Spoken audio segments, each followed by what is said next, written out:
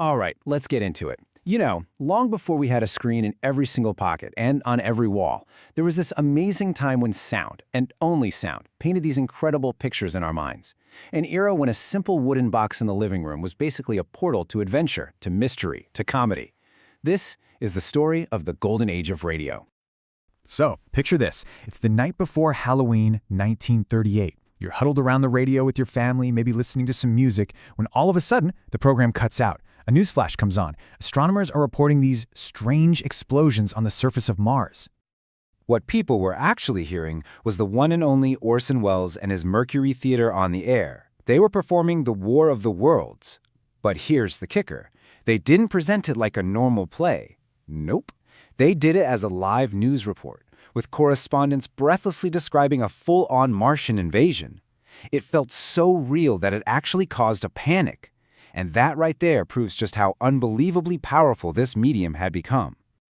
I mean, that single broadcast shows you the incredible grip radio had on everybody. It wasn't just some gadget, it was a direct line into the world's greatest stories. So how on earth did that happen?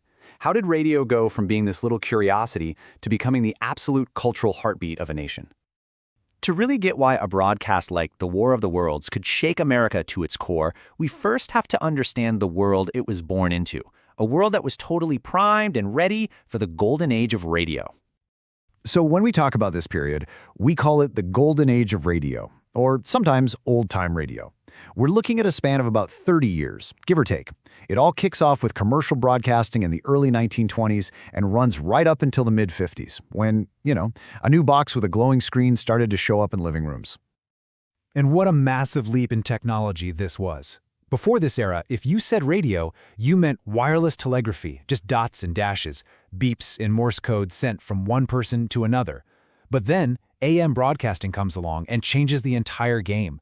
Suddenly, you could send a human voice, you could send music, you could send whole performances to millions of people all at once. It was a revolution. Now, this shift didn't exactly happen overnight, but once it took hold, man, it sparked a revolution in pretty much everything. Communication, entertainment, it built the foundation of the broadcasting industry as we know it. The early 1920s were just this wild flurry of firsts. In August 1920, a Detroit station broadcasts election results. Boom, the first radio news program. A few months later, KDKA in Pittsburgh gets its license, becoming the first commercial station. By 22, you've got regular entertainment on the air. And then, in 1923, a whole new world opens up, live sports, with the first ever broadcast of the Rose Bowl. And let me tell you, the public could not get enough. Just look at these numbers. In 1925, fewer than 1 in 5 homes had a radio. By 1940, that number just explodes to over 83%. And what's truly mind-boggling is that most of this happened during the Great Depression. Even when people had almost nothing, a radio was essential. It was their connection to the world. So how did this whole thing become a national sensation? Well, the answer is one word: networks. Companies like NBC and CBS built these huge systems that could broadcast the exact same program from coast to coast at the exact same time. This is what created those shared cultural moments and turned radio stars into household names everywhere. Okay, so the technology is there, the networks are in place, the stage was perfectly set for this unbelievable explosion of creativity. This is when radio really, truly earned its golden title. And this is the absolute magic of the whole thing. Radio was the ultimate theater of the mind. A slamming door, the lonely whistle of a train, the creak of a floorboard. You had these artists creating entire worlds using nothing but sound. And your imagination? Well, your imagination did all the heavy lifting. And the variety was just staggering. There was absolutely something for everyone. You had your thrilling radio plays, your daytime dramas sponsored by soap companies, which, is where we get the name soap opera. You had comedies that would make you cry laughing, and of course all the news, sports, and music that brought the whole world right into your living room. And these weren't just shows, They were national institutions. Families literally scheduled their entire evenings around hearing the Jack Benny program or catching the latest adventure of Captain Midnight. And if you wanted pure, edge-of-your-seat drama, nothing, and I mean nothing, beat shows like Suspense or Orson Welles' Mercury Theater. And the writers were always pushing the limits of what the medium could do.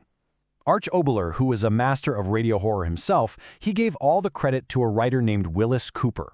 Cooper's show, Lights Out, basically pioneered real radio drama. Stories that weren't just taken from a stage play, but were built from the ground up to use sound in new and, honestly, pretty terrifying ways. Technology was evolving behind the scenes, too. See, in the early days, almost everything was broadcast live. Sometimes they'd even have to do it twice for different time zones. But then came transcription discs and later, magnetic wire and tape.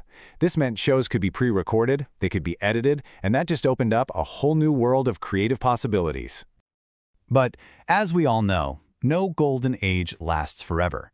And by the 1950s, a brand new piece of furniture was starting to show up in the American living room, and it was about to change absolutely everything. And this really gets to the heart of the shift. Radio asked you to imagine the story. Television just showed it to you. The theater of the mind was suddenly up against an actual picture. And for things like drama and comedy, the visual appeal of TV, well, it was a really tough competitor. You can pretty much mark the end of the era down to a single day. On September 30th, 1962, the last two big-time network dramas, Suspense and Yours Truly, Johnny Dollar. I mean, these were titans of the airwaves. They broadcast their final episodes. It really was the symbolic end of radio's reign as the king of entertainment. But was that really the end of the story? Or was it maybe just the beginning of a whole new chapter for the theater of the mind? You know, when you actually look at the history of audio storytelling, you see this really clear line. The golden age creates the whole format, then, yeah, it goes quiet for a few decades while TV takes over. But then, with digital recording and, this is the big one, the internet, something pretty amazing starts to happen. Podcasting has kicked off a full-blown revival. It's so inexpensive to produce and distribute now that independent creators can make these sprawling, amazing audio dramas without needing a huge studio behind them. And at the same time, it's given a brand new life to all those classic shows from the golden age, introducing them to a whole new generation of listeners. So, when you think about it, maybe the golden age never really died. The technology changed, sure, the delivery system is completely different, but our love for that immersive, imaginative audio storytelling, it's as strong as it's ever been. It really just changed channels, moving from the AM dial to our podcast feeds, which, of course, makes you wonder, what's the next great leap in audio storytelling going to sound like?